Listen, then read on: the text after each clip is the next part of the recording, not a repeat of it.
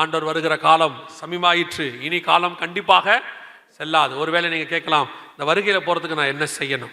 அதை மாத்திரம் சொல்லிட்டு நான் முடிக்கிறேன். வருகையில் போகிறதுக்கு என்ன செய்யணும்?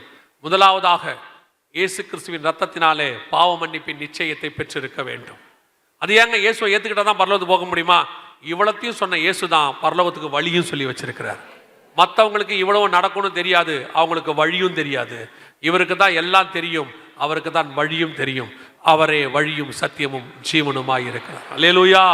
பரலோகத்துக்கு ஏறி போனவர் ஒருவர் தான் இருக்கிறார், அவருக்கு தான் வழி தெரியும். ஸோ இயேசுவின் ரத்தத்தாலே உங்கள் பாவம் மன்னிக்கப்பட நீங்கள் ஒப்பு கொடுக்கும் பொழுது உங்களுக்குள்ளே ஒரு சந்தோஷம் வரும். அந்த சந்தோஷத்துக்கு பெயர் ரட்சண்ய சந்தோஷம். அதுதான் முதல் ஸ்டெப், அடிப்படை.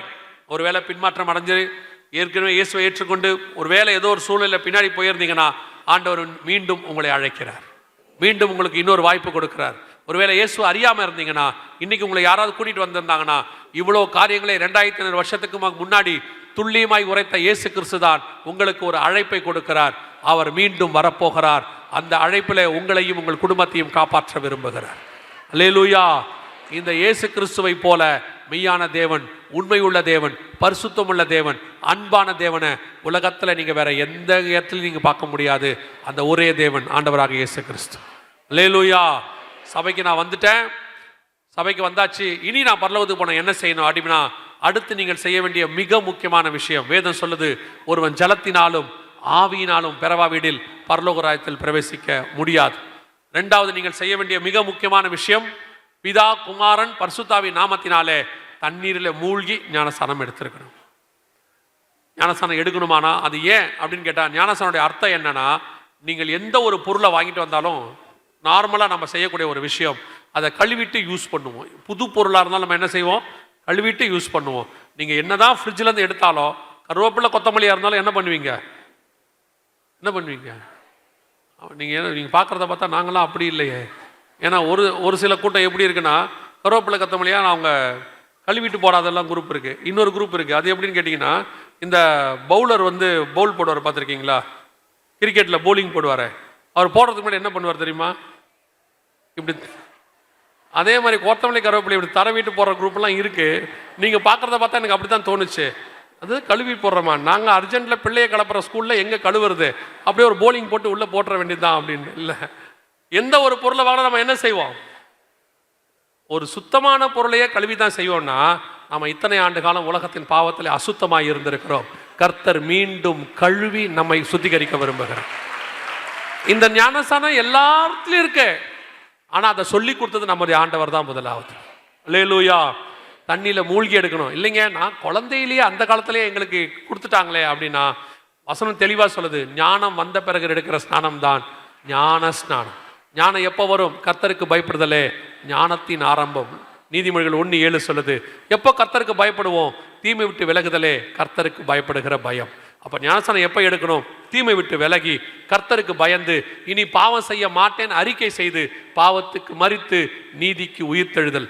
இந்த ஞானஸ்தானத்தை எடுத்திருக்கணும். எடுத்தீங்களா? இதுதான் நீங்கள் செய்ய வேண்டிய பிரதானமானது. ரெண்டாவது, இதுக்கு பேரு நீதிக்கு கீழ்ப்படிதல் என்று வேதம் சொல்லுகிறது. இது கர்த்தர் உங்களோடு கூட பண்ணுகிற ஒப்புரவாகுதல், பழைய மனுஷனை களைந்து புதிய மனுஷனை தரித்து கொள்ளுதல். இது ரொம்ப இம்பார்ட்டன்ட். அப்படி ஞானஸ்தானம் எடுத்துட்டேன், அடுத்து நான் என்ன செய்யணும் அப்படின்னு கேட்டிங்கன்னா, இந்த சத்தியம் பேசக்கூடிய, சத்தியத்தை சத்தியமாய் சொல்லக்கூடிய நல்ல ஒரு ஆவிக்குரிய சபையிலே உங்களை இணைத்து கொண்டு கர்த்தர் வருமளவும் நீங்கள் சத்தியத்தில் நிலைத்திருங்கள். கர்த்தருடைய வருகையிலே பிரவேசிப்பது எளிது. அல்லேலூயா, அல்லேலூயா. ஆண்டவர் வரப்போகிறார். வருகை தாமதிக்குமானால் நாளை தினத்தில் நாம் சந்திக்க போகிறோம். எழுந்திருக்கலாமா? எனக்கு இன்னும் 5 நிமிஷம் இருக்கு. நான் ஜெபம் பண்ணிட்டு அவங்க கையில் கொடுத்துருவேன். எல்லாம் கண்களை மூடுவோம். சரியா 5 நிமிஷம் பேச வேண்டாம். இவ்வளவு நேரம் ரொம்ப அமைதியா நீங்க கேட்டீங்க, ரொம்ப சந்தோஷம். கர்த்தர் உங்களை ஆசீர்வதிப்பார். அதே அமைதி அடுத்த 5 நிமிஷத்துக்கு, 5 minutes, 5 more minutes. இதுதான் இந்த கூட்டத்தினுடைய ரொம்ப இம்பார்ட்டன்ட். இவ்வளவு நேரத்தில் நீங்க கேட்டதெல்லாம் இன்ஃபர்மேஷன். இனி நடக்க போறதுதான் டிரான்ஸ்ஃபர்மேஷன். இந்த ஜபம் தான் இருக்கிறதுல ரொம்ப இம்பார்ட்டன்ட். நாம் ஜபிக்க போகிறோம். கண்களை மூடுவோமா? நாம எல்லாரும் சரியா 5 நிமிஷத்தில் நான் முடிச்சிருவேன். கண்களை மூடுவோம். 1 கொரிந்தியர் 11:31 சொல்லுது, நம்மை நாமே நிதானித்து அறிந்தோமானால் நாம் நியாயம் தீர்க்கப்படும். உங்களை ஆராய்ந்து பாருங்க. இந்த கிறிஸ்துவின் வருகையில நீங்கள் பிரவேசிப்பீங்களா? இயேசு சொன்ன இத்தனை காரியங்களும் துல்லியமாய் நடக்குமானால் அவர் வருவேன் என்கிற தீர்க்க தரிசனமும் துல்லியமாய் நடக்கும். அப்படியானால் இந்த வருகையில நான் போகிறதுக்கு என்னை முழுவதுமா தாழ்த்துகிறேன். அவருடைய ரத்தத்தால கழுவ என்னை ஒப்பு கொடுக்கிறேன். அவரை என் சொந்த ரட்சகரா நான் ஏற்றுக்கொள்ளுகிறேன். இதுவரைக்கும் இருந்த பாவங்கள் எல்லாத்தையும் நான் விட்டு விடுகிறேன். இயேசுவே என் உள்ளத்தில் வாரும், என் பாவத்தை மன்னியும், உம்முடைய பிள்ளையாய் என்னை ஏற்றுக்கொள்ளும். இதை நீங்க முழு இருதயத்தோடும், உங்க முழு ஆத்மாவோடும், உங்க முழு பலத்தோடு நீங்க சொன்னா போதும். இயேசு உங்களிடத்தில் வேற எதையும் கேட்கவில்லை.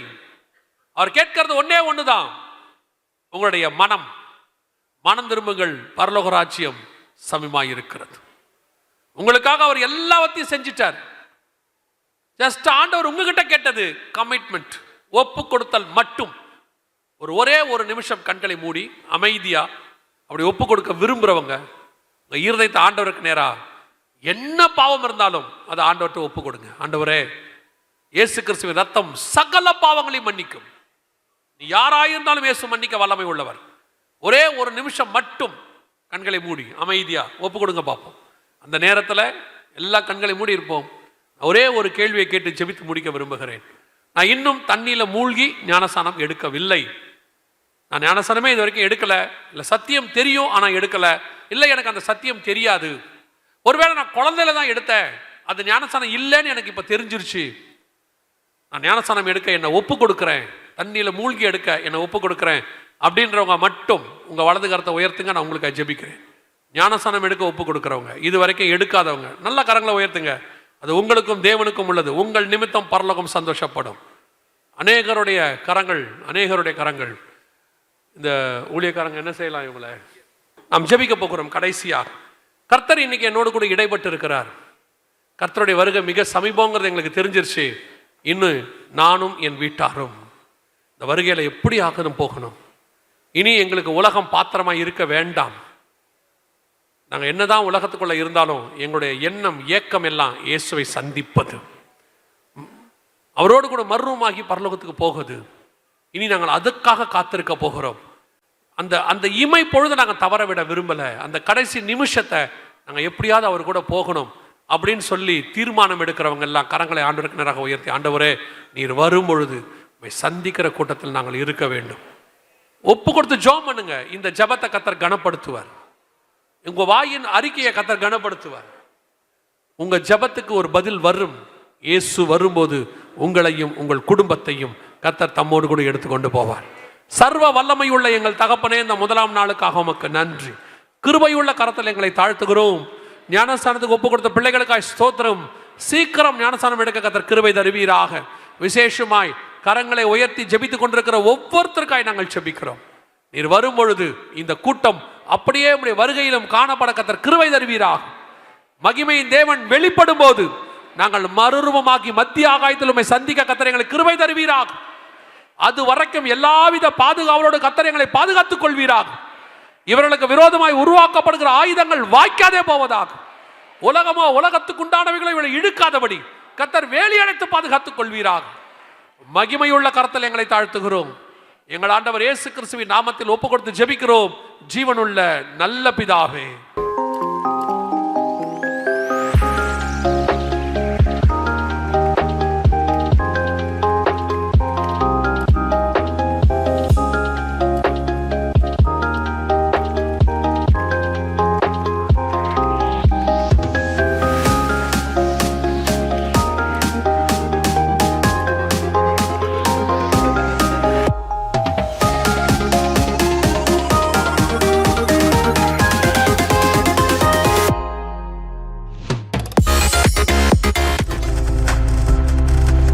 நீங்கள் பார்த்துக் கொண்டிருப்பது உங்கள் ஜாய் டிவி. உங்கள் துக்கம் சந்தோஷமாய் மாறும்.